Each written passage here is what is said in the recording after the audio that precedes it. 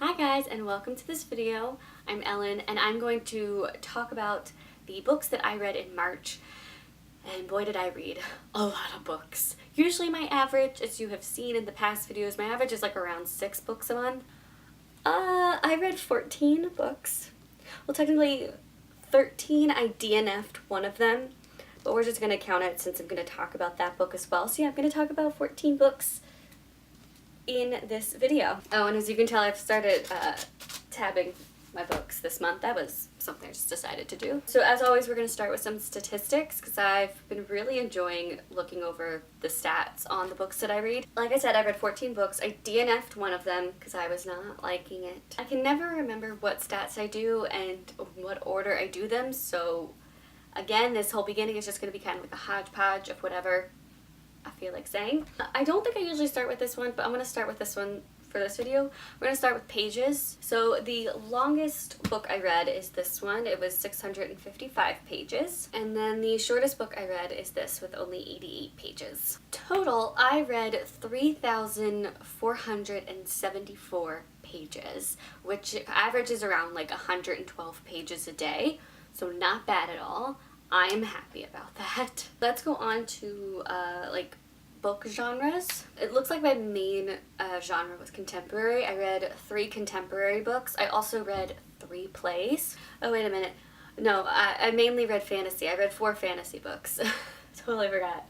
So 4 fantasy books, 3 contemporary, 3 plays. I read 1 poetry, 1 nonfiction, 1 sci-fi, and 1 romance. Let's go with female and male authors, because why not? 8 of the books I read were female authors, and 6 of the books were male authors. So now we're going to go to age range.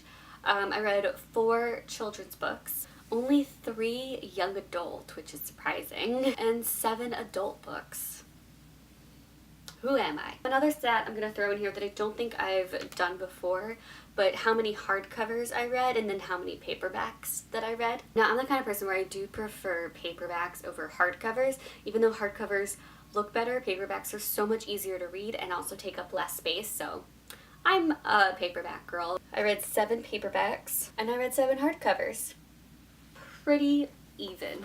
Now we're going to go on to my star ratings. I think this is going to be the last statistic. I can't remember if I'm forgetting any. The star ratings this month were kind of all over the place. Also, 3 of the books I didn't even give a star rating. I just did not feel like books to give a star rating, and of course I'll explain that when I get to them. Just keep in mind, so we're just going to talk about 11 books when it comes to the star ratings, because 3 of them I just didn't rate. So I gave 1 1 star, 2 3.5 stars, 4 4 stars, 1 4.5 star, and 3 5 stars. So my average star rating was 3.6, which is surprising because I thought I loved a lot of the books I read this month, but I really think that 1 star brought it down. Not happy about it. I've been recently showing you the books in like star rating order, but I haven't really been liking that. So I'm gonna go back to how I was doing it before, which was showing you guys the books in the order that I read them. However, the first 4 books I'm going to show you were not in the order that I read them. The first 3 books are basically the Hogwarts Library. They're the ones that I did not rate. It felt weird to rate these books, but I read The Tales of the Beadle of the Bard, Fantastic Beasts and Where to Find Them, and Quidditch Through the Ages. So these are part of the Harry Potter world, in case you can't tell. And they're kind of like the textbooks for Hogwarts students, which is why it was like so hard to rate them, because they weren't technically like stories, except for this one. It's a collection of short stories, or like fairy tales of the wizarding world. But it was just, if they felt like textbooks, and it was really weird to like rate textbooks. I mean, I enjoyed them for what they were, because I was like, I mean, I want to give them 5 stars, but it also feels weird giving them 5 stars, because like this is just a list of animals that are from the wizarding world. They're not real. I'm sorry. So I read these, did not rate them, and that's the reason why. The other book that I'm going to talk about that's not going to be in the order of which I read them is the book that I DNF'd, aka did not finish. And that is my 1 star rating book, and that is Sense and Sensibility by Jane Austen. I read the movie for this. I enjoyed the movie. I really do like the movie a lot for this, but unfortunately I could not finish reading this book. the language it's written in was so hard for me to read that it just really took the enjoyment out of the story for me, because I couldn't keep any of the characters straight. I couldn't keep the plot line straight. I had no idea what was going on. I was just confused the whole time. Because I understand this is a classic, and this is the classic I read for the month. Actually, I read 3 classics, now that I think about it, and that was a stat I forgot to do, but whatever. So, like, I understand that this book obviously is a classic because it was written in a time period that had a different language than me, but I couldn't get into the language. I do want to give Jane Austen another try, though, but I'm not gonna push myself to really finish it and read her other books if I'm just not getting into the language. So yeah, that was the biggest barrier for me. So I only got around maybe like 66 pages into it. Now we are gonna go in order of when I read them. The first book that I read this month is A Very Large Expanse of Sea by Tahereh Mafi. When this came out last year, I was very excited and I wanted to read it right away, but I never got to it, so I finally got to it now, and I'm so excited because I enjoyed this one. I don't think I enjoyed it as much as I wanted to, because I think I was expecting something a little bit different than what I got. This is a young adult contemporary story about a Muslim girl who wears a hijab, and this takes place in 2002, which is like a year after 9/11 happened, and so there's a lot of heavy topics in the midst of racism and what this teenage girl goes through at high school and in her community, and how racism really affects her. But there also is, what I did not expect, a romance story, because I thought ultimately it was going to tackle more of the racism issue, but it tackled more of the romance aspect. So I really appreciated the very important topics that are discussed in this book, and I can see why so many people have absolutely loved this. I don't think I loved it, but I definitely enjoyed it. It was very real and heartbreaking and honest. I don't think I actually like physically cried, but it was still, the story itself was still heartbreaking and sometimes very hard to read just because of all the racism and like the way that she was treated by a lot of people, which then helped you understand the main character Shirin a lot. I really hope I pronounced that name correctly, because you really felt for her feelings, and her emotions are definitely very well developed, and you just kind of got an understanding of who she is as a character and how she's feeling and why she's feeling these ways, and you kind of get angry with her sometimes about how the world is treating her, and I felt that was handled very well. The romance is really sweet, but I just really did not want it to focus so heavily on the romance. I felt that kind of brought it down for me. As much as I love reading romance, don't get me wrong, I do, I just don't think this book benefited from the romance. Another thing I really, really enjoyed, I liked Shirin's brother and the relationship she had with her brother. It really felt like it was a sibling bond, in the fact that like they totally joke around with each other, and they like, but they also hate each other, and yet they're always there for each other in the hard times, but they'll also like completely pick on each other. So I really did enjoy this. I just felt like there were some things that could have been different. But I gave it 4 out of 5 stars. The next book I read is The Mermaid's Voice Returns in this one. Yes, by Amanda Lovelace. This is the 3rd and final book in her poetry series that is called, I forget, Women Are Some Kind of Magic. It's a very feminist, raw, real, Instagram-y type poetry. So if that's not your thing, don't go for it. There are also a lot of trigger warnings going into her poetry collections, like a lot of trigger warnings, and they do list them in the front of the book, so if you want to see what it's all about, basically like she talks about some abuse, grief, death, eating disorders, trauma, self-harm, gun violence, child abuse. Yeah, a lot of just hard-hitting topics. And I will say, this was definitely not my favorite in the series. I enjoyed it, and I did like connect with a bunch of stuff, but I also felt like this was the poetry collection that I connected with the least. Like, I did connect, but not as much as I usually do. Some of it just like really fell flat for me. The first book in the series is definitely the strongest. Another thing that I thought I was going to like with this one, but I ended up not liking it, at the end there are like guest poems. Like she had, I guess, some of her fans write poems and put them in the book. But the thing is, I wasn't really vibing with that because it just felt very disjointed from the other poems, so it just didn't have a good cohesive flow. And also I felt like this one didn't have much of a storyline with it like the other ones do. So I mean, I still enjoyed it, I just didn't vibe with it or connect with it as much as I wanted to, so I gave it 3.5 out of 5 stars. The next book I read is I feel like one that will make people turn off the camera. I hope not.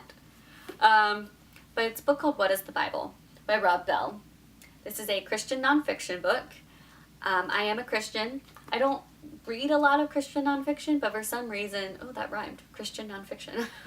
But for some reason, I saw this in the bookstore. I don't know what happened. I just was like, I really want to read this, and I picked it up, I bought it, and then I read it, and I actually really enjoyed it. It's not so much like telling you about Christianity, it's just telling you about the Bible and the time period that the Bible was written in. On the back, it tells you like the questions that it answers, so I'll just read that because that's the best way to describe this book. So the questions it tackles are, why should we bother with such an ancient book? Isn't it all myths and fairy tales? What about all the violence and the contradictions? Isn't it dangerous to take it seriously? Isn't it only for Christians?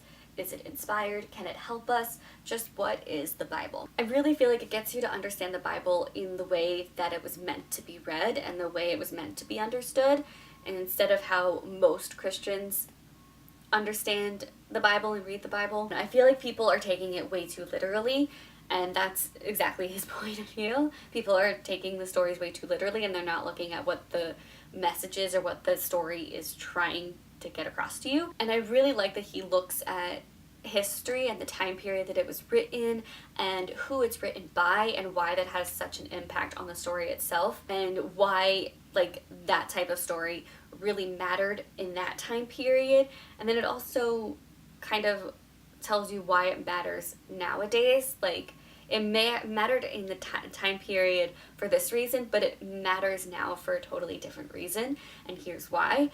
And I really like that it tackled those questions. I will have to say the writing of this book was very different and kind of odd to me. It's written how like someone speaks. I guess how he speaks. There's like, you know, bold text and underlined text, but there's also a lot of like run-on sentences and like sentences that are like cut into different fragments, and it's just kind of like all over the place. The content and the context was something I really liked, but the way it was written did take some getting used to, and it's not like the typical way a book is written.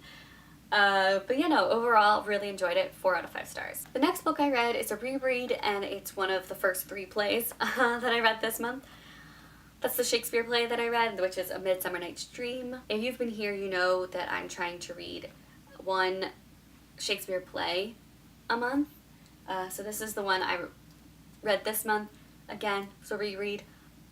It's one of my favorites, and actually rereading it again, because the last time I read this was high school, because I was in A Midsummer Night's Dream. I really loved this. So far, this is definitely my favorite Shakespeare play. It was so whimsical and so fun and magical, and I really loved it. And yes, again, this one has a lot of characters in it, because that's a Shakespeare thing, I realized. But like all of these characters were needed, and they all kind of like reflected on each other and interwoven with each other in different ways. They were all needed for each and every character and for the story to further. It was also a lot funnier than I remembered. Like I was actually laughing out loud. Also, the characters are just so sassy. So much sassiness in every character, and I loved it. Obviously, the guys putting on the play was my favorite, and the play within the play, best scene Shakespeare has ever written. It is incredible and absolutely hilarious. There's a lot of creativity, and all the characters really just like played off each other. I loved it. 5 out of 5 stars. The next book I read was a little bit of a letdown for me. I was really expecting this to be a 5-star read, and it wasn't. I know some people are gonna like hate me for it, because everyone I know has given it 5 out of 5 stars. That is The Perks of Being a Wallflower by Stephen Chbosky. I've watched the movie, and I've loved the movie, so I've always wanted to, like, read the book. And it just was not my cup of tea. I definitely liked the movie better than the book, which is not a typical sentence you hear people say. Not really quite sure how to explain Perks of Being a Wallflower. We follow a kid in high school who is dealing with a lot of stuff, and he doesn't have like any friends, and then he ends up becoming friends with a group of outsider seniors. They call themselves Wallflowers. He also is dealing with a lot of grief and depression and guilt and anxiety and just a lot of stuff. Yeah, it's just him. I think it just follows over the course of 1 year at school, and the things that he learns and the things that he deals with, and it's a very coming of age type of story. I think the main issue for me was I was just not a fan of the way it was written. It's written in like almost diary style. It's not a diary, but he like writes letters to someone. I tend to not be into books that are like that, and I think that's because we only get one point of view. We don't see like a third-person omniscient narrator view of things, and we don't see anyone else's perspective. We just see the main character's perspective, which can sometimes work, but most of the time doesn't really work for me, especially because the main character is just so like emotionally unstable, and honestly did not feel like a 15 or 16-year-old. It felt like I was reading from like a 12-year-old's perspective. He just felt a lot younger and more immature than I think a 16-year-old would be. So I felt like because we had that one point of view, the story itself felt very limited, and I just didn't get a whole lot out of it. I really appreciated all of the heavy topics it discusses and tackles. Like, it tackles a lot. The two main ones are definitely depression and anxiety, and there's also grief, and there's some abuse. I don't want to say what kind because it will give away the ending of the story. There's a whole lot of issues that are discussed, and I appreciate the author for really discussing them. So I think he like handles the topics in a very real way and is very honest about them, but I feel like he tried to tackle so many of these issues that we couldn't go in depth with any of them. So I felt like we just kind of like scratched the surface of all of the issues instead of really diving deep into them and trying to really discuss depression and really discuss anxiety and how the character is dealing with it and or not dealing with it. And like the story was very moving, and it really like ends with a punch, but it just, I don't know, I guess it was just like too hipster for me, or I don't know, I was just not a fan of the way it was written. But the story itself is a good story. So, I don't know, I'm kind of in the minority here of not liking it. But yeah, so I gave it 3.5 out of 5 stars. The next book I read, oh my god, it was Daisy Jones and the Six by Taylor Jenkins Reid. At this point, Taylor Jenkins Reid is just probably my all-time favorite author. Every book I've read of hers, this is the third one, I've given 5 out of 5 stars. Including this one.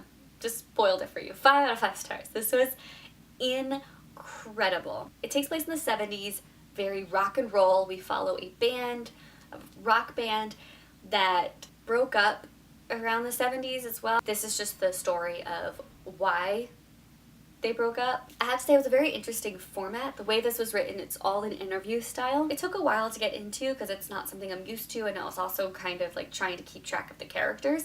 But once I did get into it, man, oh man. She does a fantastic job writing characters. Like, every single character in every single one of her books just feels so real. Like, this I felt like was a real band in the 70s, and as soon as I was done reading this book, I was trying to search on YouTube for like the songs and their concerts and just everything, and of course I couldn't find anything because this is fiction. It's not based off of any real people. It's paced very well. Like the story just flows really smoothly throughout the whole book. Just like with all her other books, I cried. This really does pack a lot of emotional punches. The end There's a big reveal at the end, and I did not see it coming. I know a couple other people's reviews have said that like they saw the ending coming. I didn't. And like the whole story, like the main plot was just so complex, not in like a complex way of like you're not going to understand what's going on kind of complex, but more like there's so many emotions and so much going on. That's what I mean by complex. I don't know. Okay, I'm talking too much. I could talk about this book for forever, but I want to keep this video semi-short. Really loved it. 5 out of 5 stars. The next book I read was Tales from the Shadowhunter Academy by Cassandra Clare, Sarah Rees Brennan, Maureen Johnson, and Robin Wasserman. When I realized that I hadn't read a Shadowhunter book in over a year, I kind of hated myself. I was like, what have I been doing? So I needed to pick up a Shadowhunter book, and this is the next one I needed to pick up. I've realized that to read the series, you have to read them in publication order. That's the best way, I feel like, to read the books. So this was definitely the next one to pick up in the series, and this is a collection of short stories that take place in the Shadowhunter world. If you don't know the Shadowhunter world, where have you been? It's a young adult fantasy series. There's multiple series in the Shadowhunter world. There's the Mortal Instruments, the Infernal Devices, which are the 2 that I have read, and now there's the Dark Artifices, which is definitely the one I want to get to next. Definitely a chunker. Her books are always huge and ginormous. So this is just a collection of stories that takes place after the Mortal Instruments, so definitely read the Mortal Instruments before you get to this, because this will definitely spoil the ending of Mortal Instruments.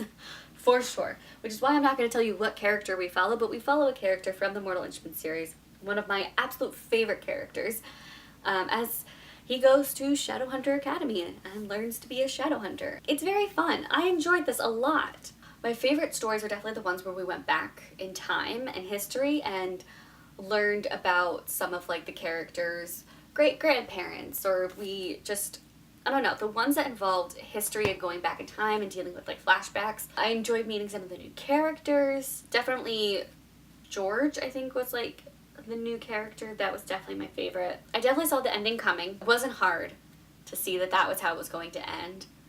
But also the love story between the main character and someone was just really frustrating for me. Like, I understand why the romance was like the way it was in this story and like why it builded in that way, but it was just very frustrating for me. Anyway, so really enjoyed this. So far, it's my favorite collection of short stories in this world.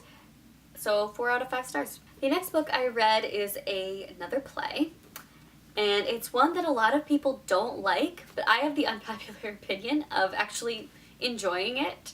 That is Harry Potter and the Cursed Child by John Tiffany and Jack Thorne. So this is the script for the play Harry Potter and the Cursed Child, which I definitely do want to see it live. I don't know if I ever will. I enjoyed it.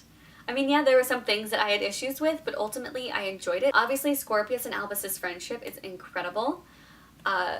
Absolutely fell in love with Scorpius. He was amazing. Oh, in case you don't know, this is kind of like the 8th story in the Harry Potter series.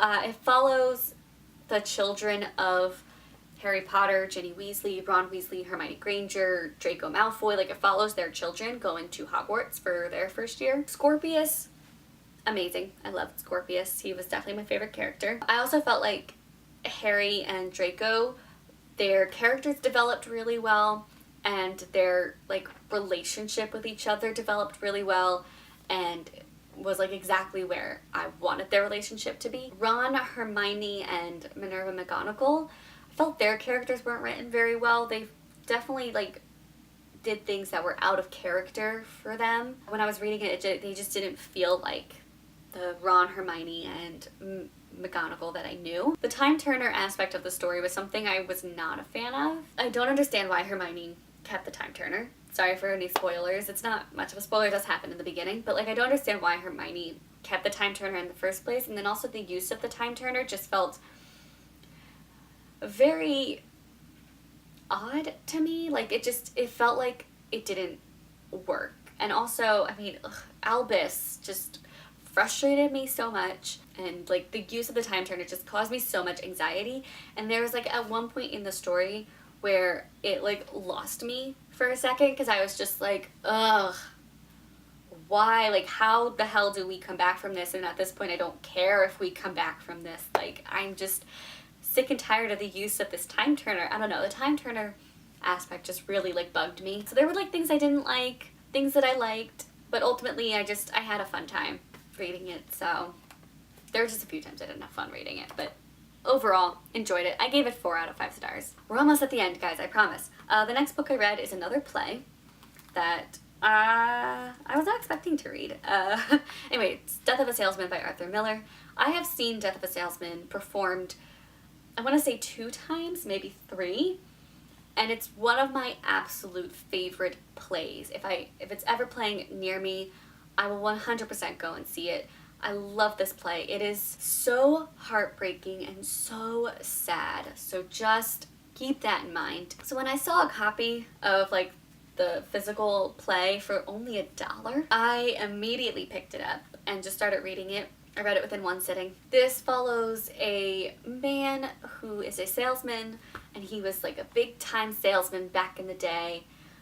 But now that he's a lot older and at like retiring age, he's starting to like lose grip with reality, and he has lost a relationship with his son along the way, and you're like finding out why, and you're seeing how their relationship is now, and it's like very back and forth, and he's not like the top salesman anymore, and all he cares about is being liked. The main like moral and plot of the story, I guess, is the fact that you should be well liked over smart, or well liked over anything else. Like, as long as you're well liked, you'll do well in life. The main character, Willie, is starting to realize that he's not so well liked anymore because he like focused too much on that in the past, that now it's just not there anymore. I don't know how to explain it without giving anything away. I feel like I already gave stuff away. It's very moving, very raw, and even though I know how it ends and I know the story, it still moves me when I read it. So yeah, 5 out of 5 stars. And then the last book I read that I'm going to talk about is We Are the Ants by Sean David Hutchinson. This is not a book I was planning on reading this month. It just happened because there was a random holiday that I was trying to celebrate, which, by the way, I have a series on this channel where I'm trying to celebrate a random holiday every single day of the year. So go check that out. One of the random holidays was Alien Abduction Day, and so this involves an alien abduction, so I picked it up. I thought I was going to like it, but I did not think I was going to love it, which I did. So this is a young adult contemporary sci-fi, which is not a genre I've ever heard of. But it's about this boy who has been abducted by aliens multiple times, and this last time that he was abducted by aliens, they have told him that the end of the world is happening in, I think, 144 days, and he has to decide if he wants to save the world or not. And then they send him back to Earth, and the whole time he is like battling this question, like, if you had the power to save the world, would you? Because right now he does not want to save the world. He is not happy with his life. He's not happy with himself. Like, he is just not happy overall. But then he meets this guy Diego, and it's not so much that because of Diego he's now thinking maybe I do want to save the world. It's not that. It's a lot more complex than that, but it's kind of like that sense. I think that's how they describe it, that like then he meets Diego, who maybe changes his mind about that, but like, I don't know. It was a lot more philosophical than I thought it was going to be, and I loved that. I completely got sucked into the story, and the main character, what's his name again? Henry. I got totally sucked into Henry's life and his struggles and everything that he's dealing with, because I can understand why he did not want to save the world. This plotline could have definitely been cheesy, but I think the like very cynical, almost sassy and angsty, yet very hopeful tone of the story really like prevented it from being cheesy. I also thought like every character, even the side characters, were very well developed, and like as Shrek would say, they were layered, and they all have like a huge impact on Henry's life and his like ultimate decision of like saving the world. They have like an impact on his decision. The one thing that I was like about, I felt like the ending didn't answer all of my questions. Like, the ending happened and I was like, wait, that's the end? But I still have questions. I really enjoyed the story. I highly recommend checking it out. I don't know. The ending did not answer all my questions, and I'm a little frustrated by it. overall loved it. 4.5 out of 5 stars. So that is it for this video. I hope you guys enjoyed. I also have my movie wrap-up for March as well. It's just my life wrap-up, so go check those out. And I will see you guys soon with more videos. Bye!